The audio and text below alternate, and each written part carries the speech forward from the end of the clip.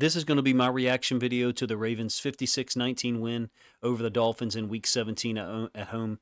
Secures the Ravens the top seed in the AFC playoffs. Unbelievable effort and win from this team for how many people are out. First of all, Lamar played brilliant. I have one misread maybe on a 3rd and 2 quarterback power read in the second half, but the All-22 or end zone angle film that comes out tomorrow will show that a little more clearly. I'll be honest with you, every time I type or refer to 56-19 while I'm preparing this video and reading it out, it just still surprises me a little bit. So many players were out on both sides that regardless of which team won by a large margin, in this case the Ravens won going away in the second half, it's still surprising because they're so well coached and they've got so much talent, so much game-breaking ability, guys who can make huge plays. The problem for the rest of the NFL and the AFC at first is the Ravens do too. There's so many playmakers on the offensive and defensive side of the ball. You see it even on a day when Brandon Stevens, Kyle Hamilton were out, not even dressed, and then Marlon Humphrey goes down in the first quarter with a calf injury trying to block, I believe, a field goal on the Dolphins' second possession. Look, this was a masterpiece from Lamar, 18 of 21, and Todd Monken as well. I got Lamar for, like I said, one misread on perhaps a QB power read in the second half. The All-22 end zone angle film will show that more clearly, and we'll be able to tell. Otherwise, man, these throws, I'm going to illustrate some of them here in a moment. The throwing platform was inconsistent at times because it had to be, or the situation called for it, and that's the reason why I continue to compare him to a Major League Baseball shortstop who has to be able to throw moving to his right, his left, coming forward, in some cases moving back. Some of the throws were sidearm, some of them sliding to his or moving to his right, some of them stepping downhill and seeing things clearly in front of him. But for most of the day, I thought it was an incredibly clean pocket. I know the Dolphins had injuries, and perhaps that impacted their pass rush. We had them as well. So many talented players were either out or unable to finish the game that before I get to Lamar's throws, I have to digress here for a moment. I have said this or hinted at in other videos, and I'll say it very clearly. The NFL doesn't care about player safety at all. If they did, we wouldn't be playing a 17th game next week. If you think about these two teams who, different positions for both of these teams, barely got through this game from a health standpoint. At least one of them, the Dolphins now, has to turn around and play a competitive game next week for the 17th time in the last 18 weeks. Presumably because the Dolphins want to win the division against the Bills. Watching these teams two go at it, first of all, it's fun in the first half. It's like a track meet. Literally, when the Ravens are up 21-13 after 4 possessions each, it's a fun game to watch. Both offenses are manipulating or taking advantage of the defenses on some level. It's really incredible to see how the offenses came out so prepared, attacking specific locations or places with regularity. But I'll be honest with you, I had a thought come to me during the second half. The day they start talking about an 18-game regular season, there needs to be players, coaches, fans lining up to say enough is enough because it already is. Now, I'm part of the problem, and you are too. I was nervous and excited all day, but part of me began to feel guilty in the second half for enjoying this so much because these two groups of players are really running on fumes, if you ask me. I guess everybody except Lamar, apparently, and the guys he was throwing the football to today. Lamar wants more. He's going to have to wait, though, until now that the top seed is locked up, he's clearly going to have to wait till the division round. There's just no reason for him to see the field next week at all. But back to this one, without Hamilton, Stevens, and then Humphrey goes down, and the Dolphins are as tough as they can be, as big a challenge as anyone. Lamar's throws, I thought, were brilliant, particularly in the first half. I'll focus on them here. The first play of the game to Bateman, I think it's a catch. I don't know if the ball hits the ground.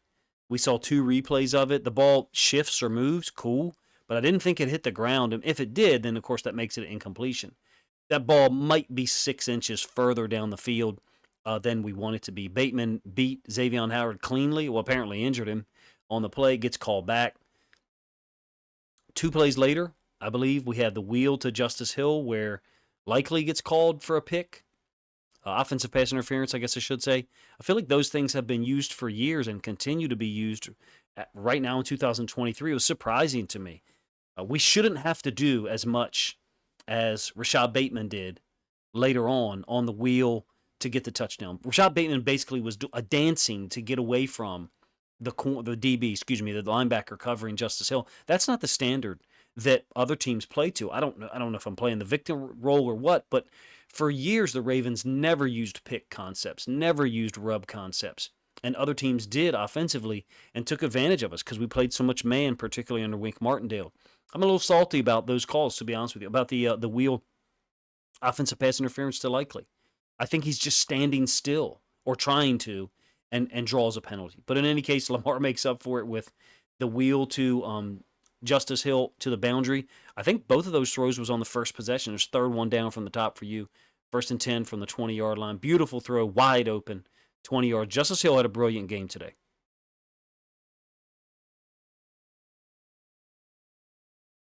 The slot fade on the third possession should be the fourth play down for you guys. 2nd and 8 from the 34 out of empty. And Lamar knows we've got man, or at least Monken has called something. He presumes we're going to get man, and we did. And it's a brilliant throw to OBJ. An amazing catch by him, I think, along the right sideline. They reviewed it. Thankfully, we got the right call at that point. I thought Lamar was kind of moving to his right a little bit, and that wasn't a clean feet set, throwing the football to a spot. That was illustrative, I think, of Lamar's ability to be moving right or left. Think about the throw he made to Likely last week, sliding to his left, kind of back across his body. Isaiah Likely makes a low diving catch. This one is the opposite. He's moving to the right, throwing to the right, so not across his body. OBJ is able to come down with it against man coverage. And then fourth possession, the one to Flowers. Look, Flowers is wide open. He is. But this is Monken manipulating the Dolphins' coverages, or earlier in the game establishing things. And then now here we are, first play of the fourth possession after the Dolphins close to 14-13. He knows what he's going to get coverage-wise, so he's got the perfect play call. I think it's basically a wheel to Flowers, who had gone in motion from left to right. You see under the formation, the fourth column from your left, trips left A. Flowers motioned from the left side to the right side. The number one receiver, I think, was Bateman, runs basically like a inside release vertical, which draws the corner and the safety, I believe, and Flowers is wide open on the wheel. There's something that Monken and Lamar saw there, which is, the reason why the play was called, and Lamar went to it so quickly, Flowers was open. Fifth possession, this one is shocking. The 4th and 7. I've been a big don't go for it on fourth down guy, but look at the down and distance. Again, fifth possession, 4th and 7, still in the second quarter. 21-13, because this is after Flowers' touchdown, and then I believe the ensuing Dolphins possession ended in an interception. 4th and 7, we're at the 35, almost the 35. And Likely against man, running from left to right. I think Lamar's moving a little bit on this one. Maybe stepping up a little bit to his right. I might be misremembering that there. But puts it in the only spot that's absolutely zero chance for the defender to make a play on it. And right there for Likely to make a one-handed catch. Beautiful football. And then Likely shows his ability, his athleticism to take it to the house for a 35-yard touchdown. That one made it 28-13. The final one I want to go over, and this is, man, we're up 35-13 already in the third quarter. This is man on a 3rd and 10, and Justice Hill beats, I think, a linebacker, Charles Davis, who is, I would say Charles Davis is probably my favorite commentator because I don't feel like there's any bias at all. I feel like it's just pure football, and he'll talk about technique and patterns or tendencies that offenses or defense might have, and he identified it well. He's like, look, Justice Hill is a mismatch for these linebackers running across the field. That was a great throw by Lamar, I thought, or a great job of recognizing it. A lot of space there. I'm not saying it was a super difficult throw, but for that one to convert and give us 23 yards, I mean, at that point, really, the game was pretty much over, but as Ravens fans, we weren't going to relax until the thing was over. Defensively, talk about the Ravens for a minute. They're tough as they could be. So many guys made contributions today that I think it's pretty unbelievable. Arthur Millette played extremely well. Credit to the defense for being able to adjust and at least slow down or take away some of the things the Dolphins were doing early on. I'll talk about the concepts here in a minute. I got to discuss Justice Hill for a moment. He had an amazing day. He had the 20-yard catch on the touchdown, the wheel that I mentioned. The earlier one on a wheel that came back. And then the huge kick return to open the third quarter. That was an amazing situation. He nearly takes it to the house behind Geno Stone. I think Tylan Wallace gets a good block also on the play. 78 yards down the left sideline. 3 plays later, maybe 4 plays later, we get the play action touchdown to Likely, who's wide open on the delay underneath the defense. Makes it 35-13. We're not even 2 minutes into the third quarter. I know I was still nervous or apprehensive. I'm sure you were too about what the outcome would be. Because we remember last year, rightfully so, the Dolphins had come out. They really had picked up today where they left off last year in Baltimore, just shredding our defense. The opening 2 possessions, they generate 10 points. Really should have been 14. Tyreek Hill drops a wide open touchdown. But 14 plays on those 2 drives, 140 yards. So 10 yards per play. Incredible production, really, to me, on only 3 concepts. Now, I guess 4. But you've got the slant flat where Tua hits Tyreek Hill often. Sometimes he's looking the safety away and then coming back to it because he knows it's going to be open. Sometimes he's looking right at it, kind of like Roquan Smith's interception later on. Also, the screens to Devon Achane, who finished with 107 yards on the ground. But most of that was on the second concept, or third concept, I should say. The pin pull concept. It was annoying after a while for me. It was like, there's literally 3 plays in this offense early in the game. And I don't mean this disrespectfully towards the Dolphins. They were missing Waddle, who's really gifted also. So that's a big part of it. But they looked unstoppable, really, using 3 plays, 3 concepts. There's an RPO thrown in there as well, but the RPO was tagged with the slant by Tyreek Hill. So having said that, after those first 2 possessions, the Ravens defense able to settle down. The Dolphins go punt, field goal, interception, punt to end the first half. And that's while Lamar is putting on a show. I do want to briefly talk about the third possession here in the first half, because I think this is important to mention as well from the standpoint of what the Ravens are capable of. Dolphins are up 10-7 in the second quarter. And just look at the play type. It's RP, 5th column from your left, basically middle of the screen, run pass. We ran the ball, I think, 5 times by design on this drive. Actually, I guess more than that, 7. And then additionally, you had the scramble by Lamar about halfway down, 1st and 10 from the 47, where the refs threw a flag and then picked it up. Perhaps there was a hold back behind the play. Aguilar versus zone, I thought, was huge on the third play from the top. It's a 1st and 10 after Gus had converted on an outside zone run concept. Aguilar goes for 14, and then the next 2 runs by Gus is 6 yards on counter and then 12 yards on another outside zone. Man, when we go Trey or when we go trips and Lamar's under center, it's almost certain that it's going to be an outside zone concept to Gus if he's the guy in the backfield behind Lamar. Lamar scrambles for 6. Justice Hill converts on a real tough run, 2nd and 4 from the 41. If I recall correctly, there was a lot of contact at the end there. Screen to Hill, nets nothing. And then OBJ with the beautiful 32-yard catch from the Dolphins 34. I thought that was a big moment. We went down there.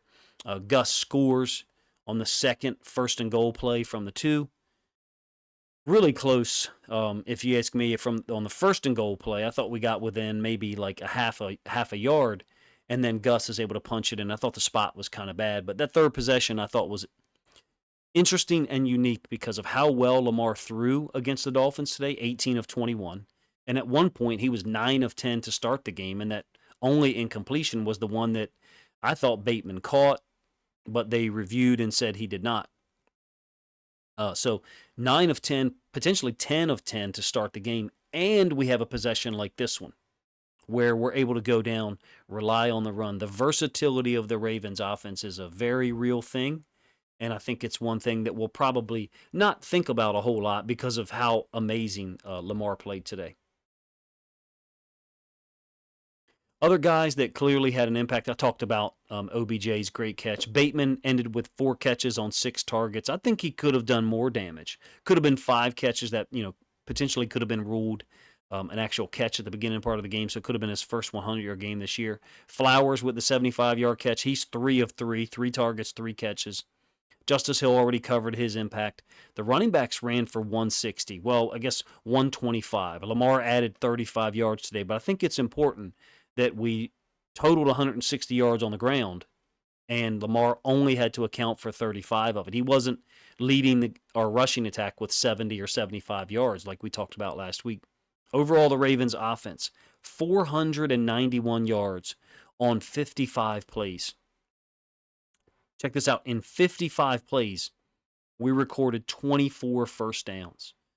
That's amazing. 50% of our plays recording first downs would be 24 out of 48. My guess is we're probably somewhere in the 41%, maybe 42% of our plays resulted in first downs or touchdowns. We averaged 14.4 yards per pass play. That's a ridiculous number. It's insane. Now, even if you take out Flowers' 75-yard touchdown, if you remove that from the data, overall for today, the Ravens offense still averaged 7.7 yards per play against a Dolphins team that came in 11-4. Unbelievable numbers. As it is, though, including Flowers' numbers, because it did count, thankfully, the real number for the Ravens today was 8 yards per play on offense. The Dolphins only had one sack by Zach Sealer, who I don't even remember the name, to be honest with you, but clearly he's a very good football player. Other than that play, and maybe two other instances of pressure, the Dolphins defense had no good choices for that blitz versus coverage balance. When they went man, guys got beat, made great catches in some cases. Lamar made great throws. Early in the game, when I felt like they were playing some soft quarter half or cover six in the Fangio system, I guess, there was no answer defensively for them. Lamar was able to pick them apart. Some summary points here. Can you imagine 6 or 7 days ago if someone came to you before the Christmas night game against the 49ers and said, hey, the Ravens are going to go 2-0 against the 49ers and Dolphins and outscore those two teams by a combined 54 points? What the heck would you have said to people? Now flip it on the other way. On the other side, what if someone came to you 6 or 7 days ago and said, the Ravens are going to lose both games to the 49ers and Dolphins by a combined 54 points? What would we be thinking right now? We would have horrible feelings about the future of this team as it relates to 2023. We're on the other side of that coin. That's how dominant this team has been in the last 8 quarters against, I don't know if these are the two best teams we've played this year. I personally think if you put the Browns on the field with the Dolphins and or the 49ers right now, it's a 50-50 game in both of those situations. But record-wise, and the time of season that we're in, the 49ers and the Dolphins were the best two teams that we've faced all year. Injuries clearly played a role for the Dolphins, but I think it was an equivalent drop-off for both teams in terms of talent. More so even for the Ravens defense. You're talking about we had Humphrey and Stevens out, Hamilton out. Millette goes down at a certain point in the game, comes back in, plays like a warrior, if you ask me. This is a real opportunity to get this team healthy now. I don't think there's any choice for what you do next week against the Steelers and then wait for someone to come to Baltimore in the division round. People will say, well, that's what we did in 2019. Well, this isn't 2019. This is 2023, number one. Number two, is a drastically different defensive style, more multiple, who can adapt versus that defensive system back then at that time was somewhat simplistic. No matter who it is, however, the task will not be easy at all. The AFC is going to be a gauntlet for anyone to get through.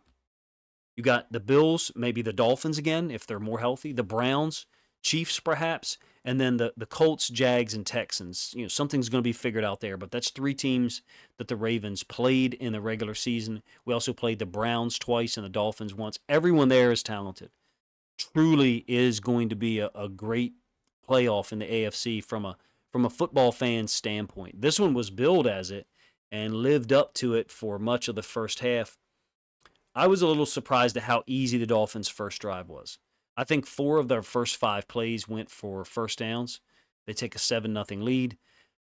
Ravens' offense was already rolling. I've covered that, pretty well, I think. Dolphins threw 2 interceptions. Tua threw 2 of them. One of them was a great play by Roquan. Backside slant, away from trips. Someone has to account for that. In this case, it was Roquan. Additionally, I thought the other interception by Geno Stone, I thought Roquan tipped that one, and the front side safety, perhaps it was Marcus Williams, I'm not sure, was also in position to impede the throw or impede the ability of the receiver to catch it. Millette nearly had an interception on the fourth possession. It was a 3rd and 10 to Tua, or from Tua to Hill. And of course, they had to settle for a field goal. I thought right around the Dolphins' 5th possession was when a huge moment happened. Achane gets a 15-yard run, and then the very next play is a play action pass, or maybe it's an RPO to the tight end over the inside linebacker level. That interception by Roquan, I think he knows that Achane is off the field, or that it's an RPO, or excuse me, that it's a slant. He folds from the other side. Unbelievable catch. As great as OBJ's catch was, as sick as Isaiah Likely's catch was, Roquan's was in some ways better because he's not a part of the route. He's defending the route from the opposite side of the field. Prior to Lamar's ridiculous 4th and 7 touchdown pass to Likely, I thought the play calling was really bad, but Lamar saved us. Isaiah Likely saved us in that situation. The playmaking ability of the Ravens was on full display today. I don't know if I could have believed someone if they said we'd be sitting here talking about a 56-19 win over the Dolphins tonight or today in a game that was a showdown to clinch number 1 seed in the AFC, and the Ravens go out and get it. We should all feel confident that this Ravens team is going to play well and compete across the board no matter who's on the field.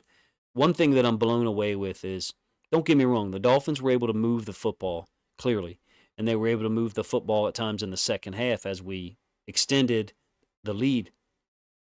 Those DBs, Darby, Millette, Rock Ya-Sin, I know Rock Ya-Sin had got beat one time on a fade by Tyreek Hill, I think, on a 3rd down. Maybe it was a 4th down.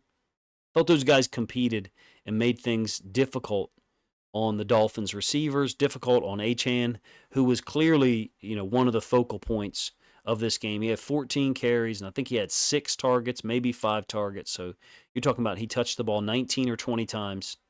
Tyreek Hill, I think, had 11 or 12 targets on the day. So if you add those numbers up and you look at the total number of plays that the Dolphins ran, I believe they ran 64 plays today, and 31 or 32 of them were touches or targets by Tyreek Hill and Devon Achane. When they get Waddle back, it'll be a different element because he's going to allocate some targets. My point is, there was a little bit of a simplistic focus by them today, heavily relying on those two guys. You can't blame them. They're game breakers. They can bust anything and score at the drop of a hat. For us to hold Tyreek Hill to 6 catches on 12 targets, I think he had 75 or 78 yards, something like that. That just flashed off the screen. I was pretty impressed to have Darby, Ya-Sin, and Millette on the field so much. Ravens defense deserves an incredible amount of congratulations or credit, I should say, because those guys compete no matter who is on the field. I think it starts with Roquan and the other guys. Van Noy had a sack. I thought Clowney played like a demon, particularly in the second half. He's a guy who seems to get into more of attack mode when we get ahead. Almost like I'm not worried about the run here at all, but I did think he made 2 nice plays against the run. Pierce played fantastic. It was wonderful to see him and Millette come back on the field. Hopefully Daryl Worley is okay and Marlon is okay. Those guys get some time to take time off, I should say, before the division round. Man, you guys let me know what you think in the comment section of how impressive the Ravens were overall today. Clearly, Lamar is the story. Is he the MVP? I mean, I don't know. Why not? Why wouldn't he be? Why wouldn't he be the MVP after having such an unbelievable game today? 18 of 21, over 300 yards passing.